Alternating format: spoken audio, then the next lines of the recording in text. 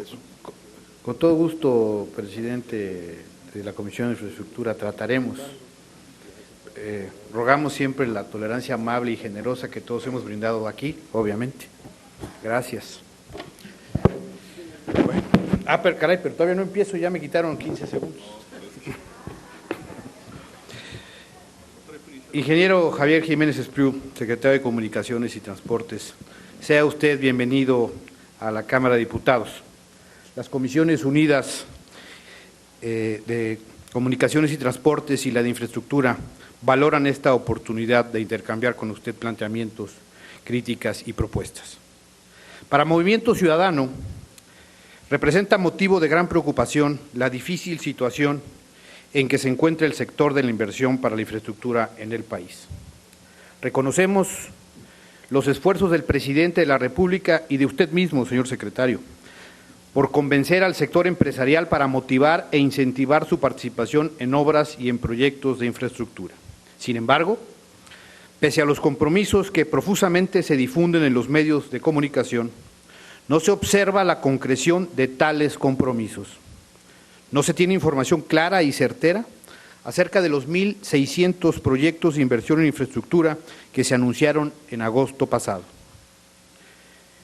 Señor secretario, el Movimiento Ciudadano nos manifestamos por no politizar la infraestructura. Planteamos como riesgoso que se busque identificar con una postura personal o ideológica la cancelación o el impulso de proyectos de gran envergadura.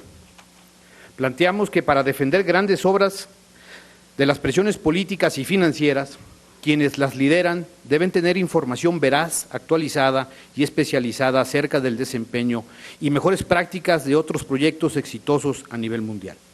Es necesario que la toma de decisiones se fundamente en un enfoque mucho más informado para satisfacer las necesidades y expectativas de la población y no dividir el país simplemente en norte y sur.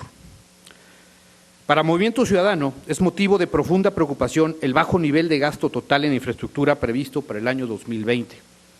Mientras que el Banco Mundial recomienda que la infraestructura en México debería de ser del 12% del Producto Interior Bruto, en México sería inferior al 2% del PIB, lo que resulta notoriamente insuficiente para impulsar el crecimiento de la economía.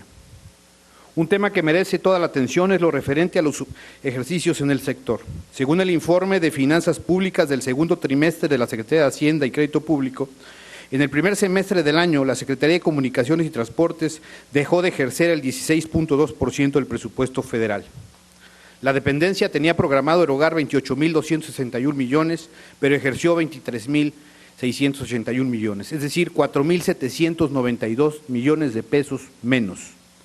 Sin duda, el no ejercicio de recursos impacta programas y acciones en todo el país, como pudiera ser el caso del estado de Baja California, estado al que orgullosamente represento, en donde se han dejado de realizar obras de beneficio a las comunidades del sur de la entidad. No podemos dejar de llamar la atención en la relación a ese tema de los subejercicios, cuando en Baja California, por ejemplo, está pendiente desde hace 2 años la conclusión de un tramo carretero de 38 kilómetros para concentrarse en la carretera transpeninsular. Señor secretario, saludamos y reconocemos su empeño personal y su profesionalismo para sacar adelante la alta responsabilidad que le ha conferido el presidente de la República. Y puede estar seguro que de parte de Movimiento Ciudadano tendrá usted apoyo a las acciones que emprenda en pos de ampliar y fortalecer la infraestructura del país con bases sólidas en términos de planeación y viabilidad financiera. Es cuanto, diputado presidente.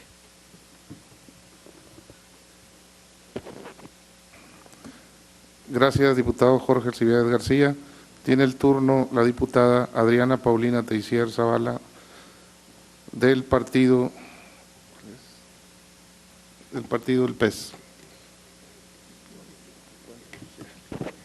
Muchas gracias. Buenas noches, compañeras y compañeros diputados. El Grupo Parlamentario de Encuentro Social agradece la presencia del secretario de Comunicaciones y Transportes, ingeniero Javier Jiménez Espriu. Sean usted y su equipo de trabajo bienvenidos a este recinto legislativo.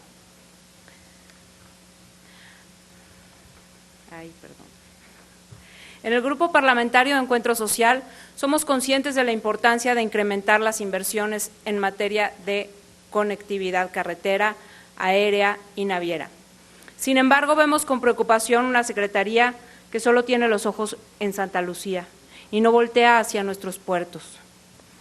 Digo esto porque las obras relevantes solo son para las grandes capitales y no para las pequeñas ciudades, en donde la desigualdad de infraestructura pareciera ser una condición política y la desigualdad social pareciera ser una condición de nacimiento. Para el PES, uno de los grandes problemas que existen en México es la desigualdad. Y sin duda, invertir en obras le ayuda a México y le ayuda a millones de familias. Sin embargo, vemos que la política de infraestructura solo es para las grandes empresas y no considera a las medianas empresas mexicanas. Si bien es cierto, vemos que la visión de la Secretaría es garantizar una infraestructura de transportes moderna, suficiente y con servicios de calidad y de cierta forma competitivos a nivel mundial. Pero si ponemos en una balanza las concesiones aéreas y portuarias y del otro lado el costo y la calidad del servicio, muchos de aquí estaríamos de acuerdo que el costo cada vez es más alto y el servicio cada vez más malo. Los precios altos y el pésimo servicio se originan porque existen monopolios y hasta oligopolios en las concesiones aéreas y portuarias. O los contratamos a ellos o simplemente no llegamos a nuestros destinos. Ingeniero Jiménez Espriu, las prácticas monopólicas y oligopólicas han sido mencionadas en reiteradas ocasiones por nuestro presidente de la República, el licenciado Andrés Manuel López Obrador, como aquellas que deben eliminarse del mercado mexicano, y no podemos estar más de acuerdo con él. Sin embargo, no vemos que esto se esté combatiendo, por lo que consideramos que la Secretaría a su cargo debe poner más empeño en cuidar cada concesión, para no caer nuevamente en ser promotora de estas actividades. Respondiendo a este tema, existe una investigación presente de navieras que ofrecen servicios de transporte en los litorales de Quintana Roo, propiedad de empresarios y políticos de otras administraciones. Esto ha monopolizado los ingresos y ha creado negocios millonarios en perjuicio de otros competidores y del bolsillo de las familias mexicanas. Por ello, me permito hacerle las siguientes preguntas. ¿Existe alguna colaboración documentada entre la Comisión Federal de Competencia y la Secretaría a su cargo sobre la existencia de competencia efectiva en la transportación de Cozumel, Isla Mujeres y Holbox en el estado de Quintana Roo, toda vez que es la Secretaría a su cargo quien otorga o niega las concesiones? La Ley de Navegación y Comercio Marítimo debe modificarse para reforzar las actividades de investigación en materia de competencia efectiva. Y por último, ¿qué medidas se tomarán para evitar estos acontecimientos a futuro? Por sus respuestas le agradezco mucho.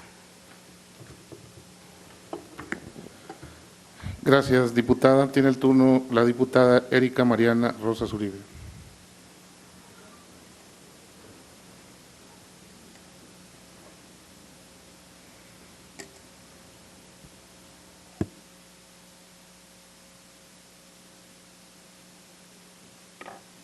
Con la venia de la Presidencia. El acceso a las tecnologías de la información y la comunicación, servicios de radiodifusión y telecomunicaciones como la banda ancha e Internet, representan un derecho que, de acuerdo a nuestro texto constitucional, debe ser garantizado a las y los mexicanos por parte del Estado, ya que son servicios públicos de interés general. Según se plantea en nuestra legislación, estos servicios deben ser proporcionados en condiciones de competencia, calidad, pluralidad, cobertura universal, interconexión, convergencia, continuidad y acceso libre. Por ello, el Gobierno tiene la obligación de generar las condiciones necesarias para la prestación de los mismos.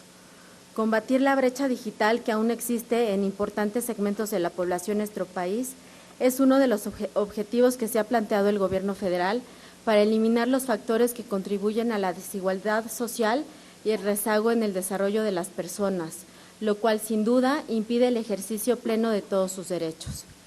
Si se analizan los datos oficiales, se puede observar que la brecha digital se presenta en mayor proporción en la población de zonas rurales en comparación a la población de zonas urbanas y de mayores ingresos económicos. En este sentido, las acciones para disminuir la desigualdad deben estar dirigidas a la población de las primeras, las cuales comúnmente se caracterizan por contar con un nivel bajo de ingresos. Tenemos la convicción de que las relaciones digitales en el marco de la era del Internet se han convertido en componentes fundamentales de un Estado democrático, pues estas son un vehículo para intercambiar información, conocimiento y cultura, los cuales a su vez son cruciales para ampliar las libertades de los ciudadanos y generar progreso social. Celebramos que para reducir la brecha digital existente entre las distintas comunidades del país, se estén multiplicando los sitios públicos que brindan acceso gratuito a Internet en localidades rurales con alto y muy alto nivel de marginación.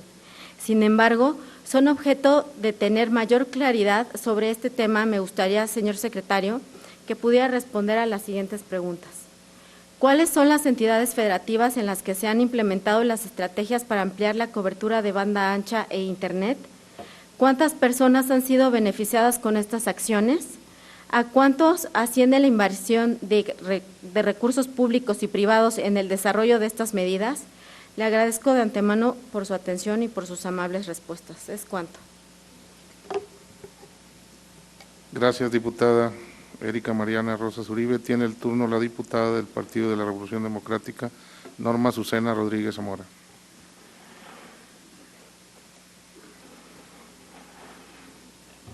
Gracias, presidente. Bienvenido, señor secretario.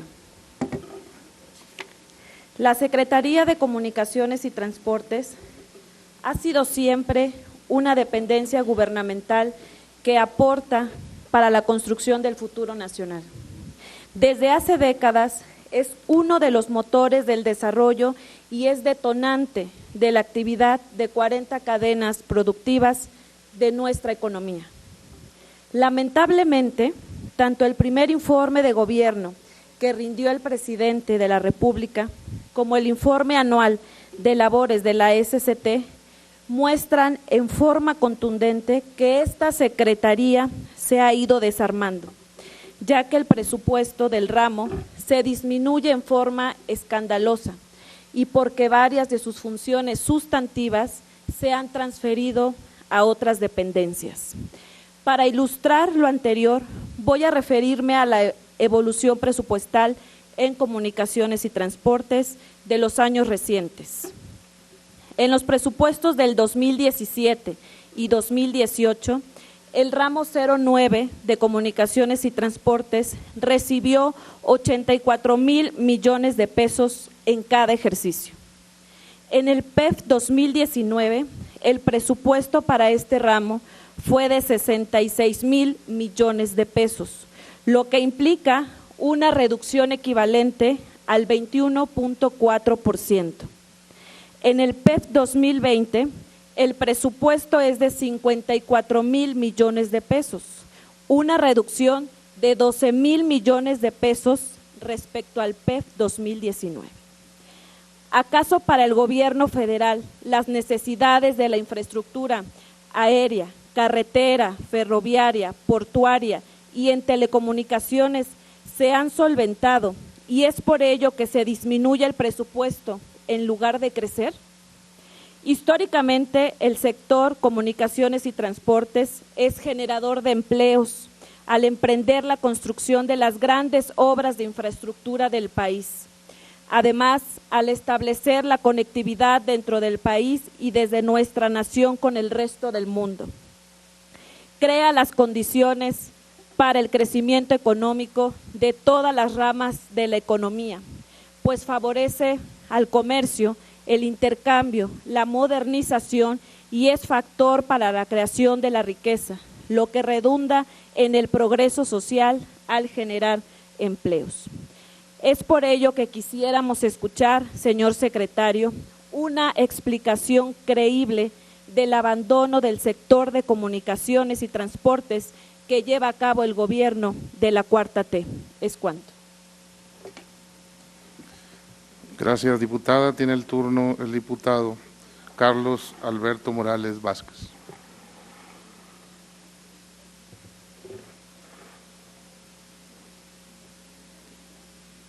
Sin partido. Sin partido, pero con muchas ganas de preguntar. Gracias. Ir haciendo las preguntas en el camino. Bienvenido, señor secretario Jiménez Espriu.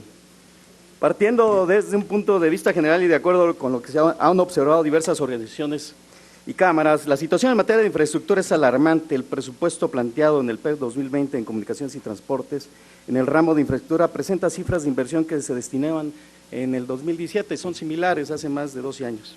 Es decir, un retroceso que afecta a la construcción y modernización de carreteras, puertos y aeropuertos, ni siquiera para el mantenimiento y conservación de los mismos alcanzarían este presupuesto. Además, el nivel de gasto total en infraestructura para 2020 equivale al 2.4% del PIB, cifra insuficiente para alcanzar cualquier meta, cuando lo idóneo es que México invierta por lo menos 5% de su Producto Interno Bruto en infraestructura. Esto de acuerdo a la OCDE. México debería invertir en infraestructura casi el doble de lo que actualmente hace, mientras el faltante de inversión promedio de la región en América es del 27%, en México es del 47%. Ahora bien, hago un paréntesis para Chiapas. El 6 de junio de este año, el presidente López Obrador se comprometió en Ocosingo, Chiapas, a la ampliación y modernización de la actual carretera San Cristóbal Palenque. Obra que tiene destinado para este 2020 109 millones de pesos. La pregunta, señor secretario, con esta inversión, ¿en cuántos años piensan terminar? Ya que solo el libramiento que se requiere en el municipio de Ochuc está calculado en 180 millones de pesos, aunado el recorte del 50% en materia de inversión en Chiapas. También la conocida como autopista Tuxtla-San Cristóbal ha mostrado ser insuficiente en el gran aforo vehicular que presenta todos los días, situación que ha llevado a generar un gran número de accidentes automovilísticos, 26 en los últimos 4 meses, algunos con pérdidas humanas. Es imperante la realización de un dictamen que verifique el cumplimiento de las rampas de emergencia para el frenado en todas las carreteras de México. La SCT anunció hace poco un programa de inversión pública-privada para 5 proyectos carreteros en los que contempla el llamado desdoblamiento carretero, que consiste en asociar nuevos proyectos a concesiones ya existentes. Parece llamar la atención porque la empresa que tiene la concesión de la autopista Durango-Yerbaniz se le otorga una ampliación por 30 años más a su concesión, 60 años en total, a cambio de que construye el libramiento de Ixmiquilpan, el cual se encuentra en el estado de Hidalgo. El costo de la construcción lo va a pagar el estado de Durango, sus habitantes del estado de Durango para construir una autopista en el estado de Hidalgo.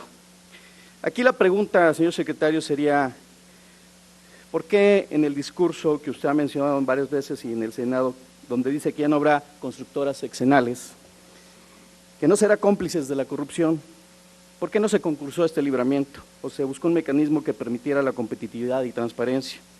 Esto no es seguir en la opacidad. Sobre el tema de caminos a cabeceras municipales dentro del Plan de Nación 2018-2024, se entregarán recursos económicos a las autoridades elegidas a través de usos y costumbres. Se estima una inversión de 14,000 millones de pesos. Aquí la pregunta sería, señor secretario, de los 2,230 millones de pesos, ¿cuánto se ha ejercido? ¿Cómo se ha realizado la supervisión de los trabajos y la aplicación de los recursos?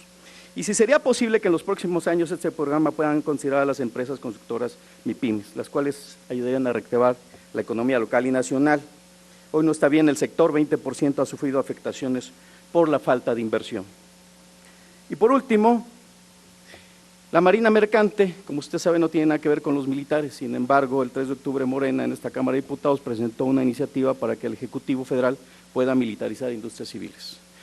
Por ello quisiera preguntarle, señor secretario, ¿tiene la Secretaría conocimiento de esta iniciativa? ¿Cuál es el diagnóstico sobre el impacto que tendrá la militarización de industrias productivas civiles como la Marina Mercante? ¿Y cómo se explicará esta violación al artículo 129 de la Constitución? ¿Se pronunciará la Secretaría de Comunicaciones y Transportes? Señor secretario, por el bien de México, abogamos a su conocimiento y alto espíritu de servicio para atender lo prioritario en materia de infraestructura antes de cualquier otro capricho. Es cuanto, señor presidente. Muchas gracias.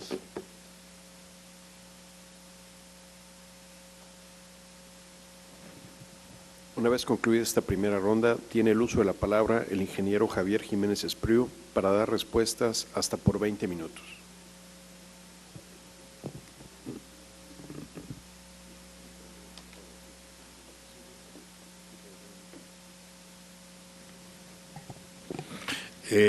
Muchas gracias. Voy a tratar de hacer un esfuerzo fenomenal de síntesis, porque para contestar en 20 minutos las preguntas que aquí se han planteado realmente no va a estar fácil.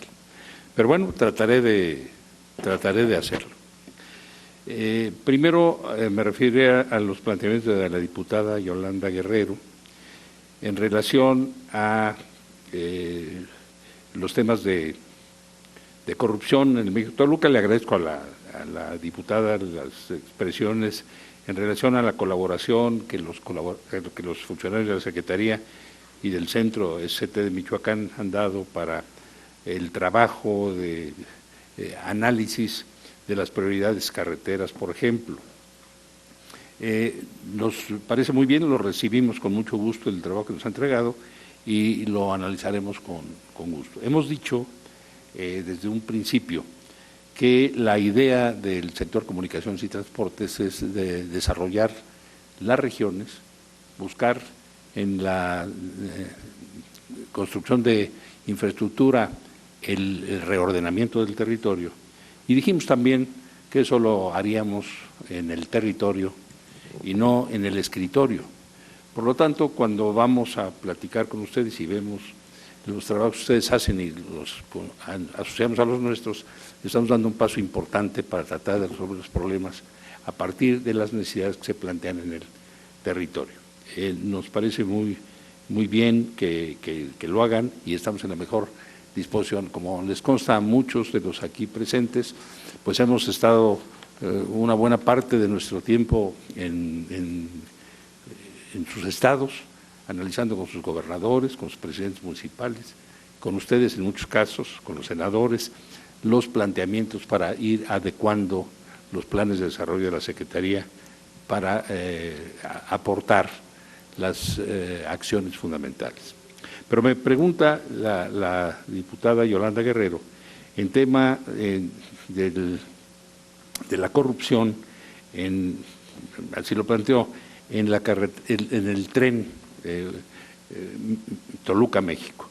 El tren Toluca-México, como ustedes saben, es una obra enorme, inconclusa, que hemos recibido, cuyo presupuesto original estaba en el orden, hablando de números redondos, de los 32,000 millones de pesos, que lleva hoy una inversión de 65,000 millones de pesos y que le faltan todavía 25,000 millones de pesos más. O sea que va a costar más de 3 veces lo que se había proyectado originalmente. Pero ¿qué fue lo que pasó ahí? ¿Por qué el tema de la corrupción, me dicen, el tema de las condiciones que llevaron a esto y además a tener un tren que vamos a hacer un esfuerzo enorme para tener listo en 2023, cuando estaba planteado inaugurarlo a principios de 2018. Bueno, pues muchos de los aspectos que incidieron en el sobrecosto fueron darle al proyectista datos para la licitación, que hiciera una licitación en 2 meses, exigir un proyecto en 6 meses, licitar la obra sin tener un proyecto ejecutivo, como ha pasado en otras ocasiones, involucrar una vialidad en el tramo Santa Fe Observatorio con cargo a recursos federales, adquisición, por ejemplo, hablando de corrupción, todas las cuestiones irregulares que hemos encontrado en las obras que nos han heredado, las hemos enviado a las autoridades competentes, a nuestros órganos internos de control, a la Secretaría de la Función Pública para su tratamiento. Por ejemplo, ahí se adquirieron 30 trenes, están 30 trenes, cuando en el mejor de los casos y en el mayor de los usos hubieran sido suficientes 14, se compraron nada más 16 de más. Se diseñó una estructura para un tren de alta velocidad, cuando no se trata de un tren de alta velocidad.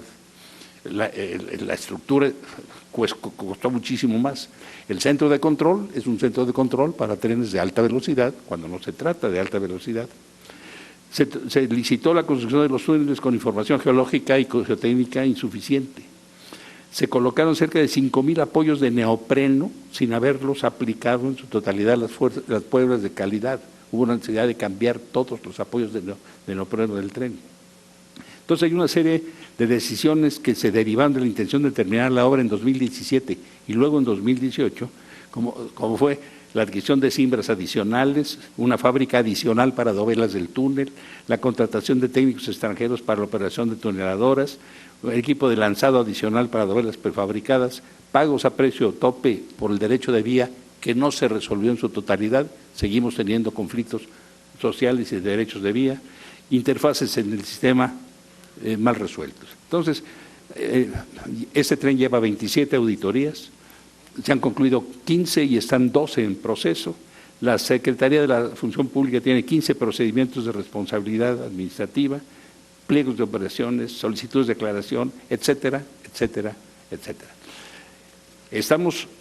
Se decidió continuar la obra, porque la obra la encontramos con un 75% de avance, y ya era absurdo no seguirla, a diferencia de lo que pasó con el aeropuerto de la Ciudad de México. Entonces, queremos decirle, estamos trabajando en esto, hemos resuelto muchos de los problemas, seguimos todavía con la atención de problemas sociales, problemas de derechos de vía. Hemos hecho nuevos análisis de ingeniería y de estudios geológicos, de geotécnicos y demás, para terminar el tren. Ya nos dio la autorización, señor presidente, para terminar el tren, es decir, para que esté en operación en 2023.